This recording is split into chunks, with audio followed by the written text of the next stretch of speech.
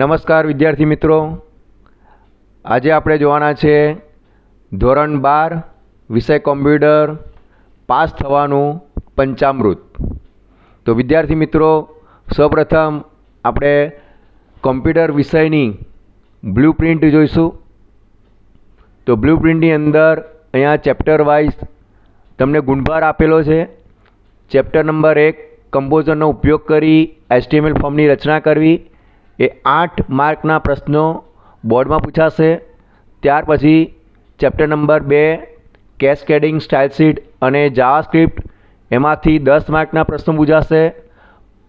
Chapter number 3 કમ્પોઝરનો ઉપયોગ કરી સરળ વેબસાઇટની રચના કરવી, એમાંથી 8 માર્કના પ્રશ્નો બોર્ડમાં પૂછાશે।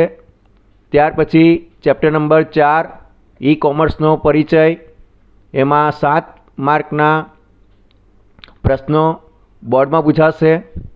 એ જ રીતના આગળ ચેપ્ટર નંબર 5 એમ કોમર્સનો પરિચય, એ ચેપ્ટરમાંથી 6 માર્કના પ્રશ્ન આપણને બોર્ડમાં પૂછાઈ શકે। ત્યાર પછી ચેપ્ટર નંબર 6 ઓબ્જેક્ટ આધારિત ખ્યાલો, એ પાઠમાં 8 માર્કના પ્રશ્નો આપણને બોર્ડમાં પૂછાશે। પાઠ 7 જે જાવાની મૂળભૂત બાબતો છે, એમાં 10 માર્કના પ્રશ્નો બોર્ડમાં પૂછાશે। ત્યાર પછી ચેપ્ટર નંબર 8 જાવામાં ક્લાસ અને ઓબ્જેક્ટ, એમાં મિત્રો 10 માર્કના ગુણભારના પ્રશ્નો બોર્ડમાં પૂછાશે। ત્યાર પછી ચેપ્ટર નંબર 9 એરે અને સ્ટ્રિંગનો ઉપયોગ, એ પાઠમાંથી આપણને બોર્ડની અંદર 10 માર્કના પ્રશ્નો પૂછાશે। ત્યાર પછી ચેપ્ટર નંબર 10 જાવામાં અપવાદરૂપ પરિસ્થિતિનું વ્યવસ્થાપન, એમાંથી આપણને 6 માર્કના પ્રશ્નો બોર્ડમાં પૂછાશે। ચેપ્ટર નંબર 11 ફાઇલ વ્યવસ્થાપન, એમાંથી આપણને 6 માર્કના પ્રશ્નો બોર્ડમાં પૂછાશે।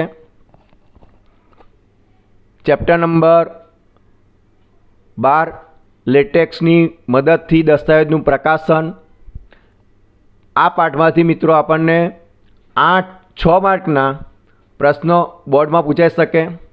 અને છેલ્લા 13મો પાઠ જે અન્ય ઉપયોગી નિઃશુલ્ક ટૂલ્સ અને સેવાઓ જે છે, એમાંથી 5 માર્કના પ્રશ્નો આપણને બોર્ડમાં પૂછાશે। તો ટોટલ આપણી પાસે 1 થી 13 પાઠ છે। 1 થી 13 પાઠમાં 100 માર્કના MCQ, સમય 2 કલાકની અંદર તમારે આ પ્રશ્નો સોલ્વ કરવાના રહેશે। મિત્રો આગળ જોઈએ હવે કે પાસ થવાના પંચામૃતની અંદર આપણે સૌથી સરળ ચેપ્ટર, મધ્યમ ચેપ્ટર અને થોડા જે ભારે ચેપ્ટર છે એમાં કઈ રીતના તૈયારી કરવી, તો તે માટે જોઈએ તો સૌપ્રથમ આપણે અહીંયા ચેપ્ટર નંબર 1 જે કમ્પોઝરનો ઉપયોગ કરી HTML ફોર્મની રચના કરવી, એમાં 8 ગુણના પ્રશ્નો પૂછાશે। એ જ રીતના ચેપ્ટર નંબર 2ની અંદર કેસ્કેડિંગ સ્ટાઇલ શીટ અને જાવાસ્ક્રિપ્ટ, એ 10 માર્કના પ્રશ્નો પૂછાશે। ચેપ્ટર નંબર 3 કમ્પોઝરનો ઉપયોગ કરી સરળ વેબસાઇટની રચના કરવી, એની અંદર 8 માર્કના પ્રશ્નો પૂછાશે। ચેપ્ટર નંબર 4 ઈ કોમર્સનો પરિચય, એમાં 7 માર્કનો પ્રશ્ન પૂછાશે। ચેપ્ટર નંબર 5 એમ કોમર્સનો પરિચય, એની અંદર 6 માર્કના પ્રશ્નો પૂછાશે। અને એક છેલ્લું જે ચેપ્ટર જે છે એ અન્ય ઉપયોગી નિઃશુલ્ક ટૂલ્સ અને સેવાઓ, એમાંથી 5 માર્કના પ્રશ્નો પૂછાશે। તો મિત્રો અહીંયા ટોટલ 1 થી 5 અને 13, એટલે ટોટલ આપણે જોવા જઈએ તો 6 ચેપ્ટર અહીંયા જે સરળ છે સમજવામાં, અને આપણે આ ચેપ્ટરમાંથી સારામાં સારા માર્ક સ્કોર કરી શકીએ તો એ ટોટલ 44 માર્કનું છે મિત્રો। તો તમે સૌથી પહેલાં આ ચેપ્ટર પર વધુ ભાર આપશો એવી અપેક્ષા। ત્યાર પછી આપણે મધ્યમ, જે આપણને થોડાક હાર્ડ લાગે છે તેવા ચેપ્ટરો, એ પછીથી તૈયાર કરવાના. એમાં ચેપ્ટર નંબર 9 એરે અને સ્ટ્રિંગનો ઉપયોગ, જે તમારે 10 માર્કના છે. ચેપ્ટર નંબર 10 જાવામાં અપવાદ પરિસ્થિતિનું વ્યવસ્થાપન, એ તમારે 6 માર્કના છે. ચેપ્ટર નંબર 11 ફાઇલનું વ્યવસ્થાપન, એનો પણ ગુણભાર 6 માર્કનો છે. ચેપ્ટર નંબર 12 લેટેક્સની મદદથી દસ્તાવેજનું પ્રકાશન, એ પણ તમારો ગુણભાર 6 માર્કનો છે.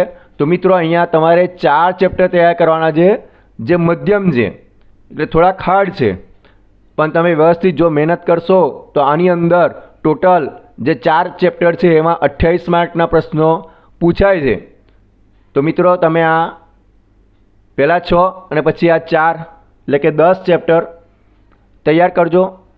અને થોડાક જે ભારે છે એવા જે ચેપ્ટર કે જે આપણે 10મા ધોરણની અંદર જો કોમ્પ્યુટર વિષય રાખેલો હોય અને સી પ્રોગ્રામિંગ ભાષા વિશે નોલેજ હોય, તો મિત્રો આ પ્રોગ્રામિંગ ટેકનિક છે, જાવા પ્રોગ્રામિંગ, એના વિશે આ ચેપ્ટરો છે.